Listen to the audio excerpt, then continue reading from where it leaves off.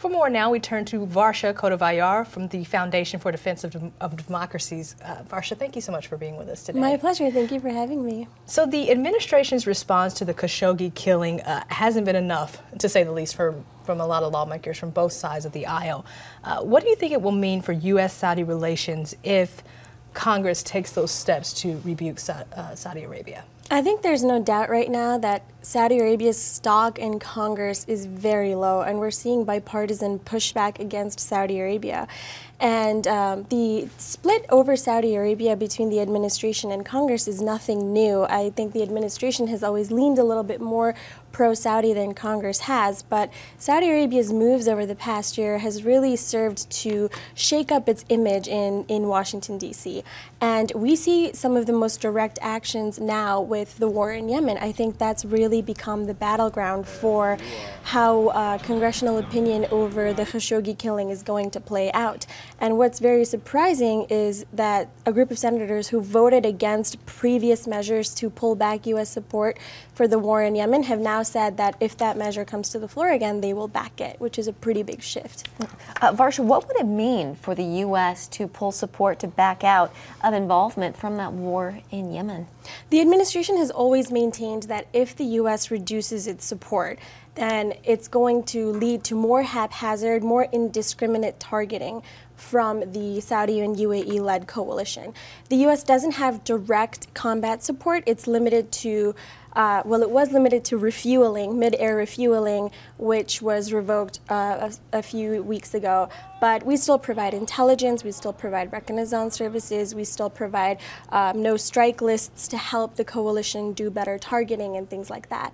Materially, if the U.S. were to pull back its support, I don't think this is going to cause the Saudi-UAE coalition to rethink their involvement in Yemen. And that's because their threat perception of the conflict is not likely to change. They're going to continue to view the Iran-backed Houthis on their southern border as the development of a new Hezbollah in the Gulf, so to say.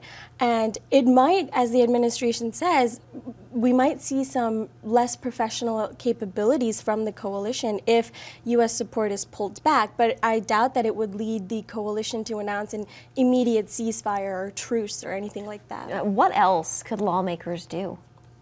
I think that in general, Congress's ability to act is a little bit restrained right now because, as the administration has rightfully pointed out, we have a duty to punish Saudi Arabia for the intransigent over Khashoggi's killing. But at the same time, Saudi Arabia is one of the U.S.'s main partners in the region. It is a huge counterterrorism partner.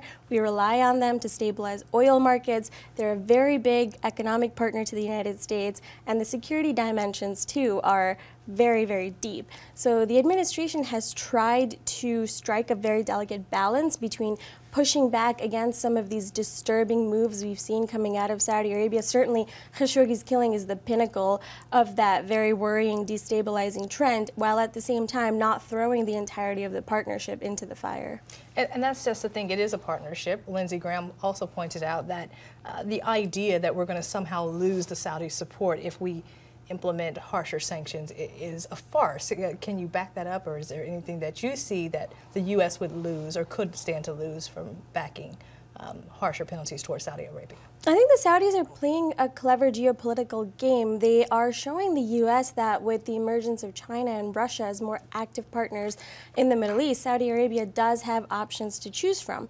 And I think that's a very valid point for them to make. And when it comes to investment deals, the Chinese will be there. When it comes to military equipment, the Russians will be there. When it comes to oil cooperation, the shared interests between the Saudis and Russians right now are greater than the shared interests between the Saudis and the U.S.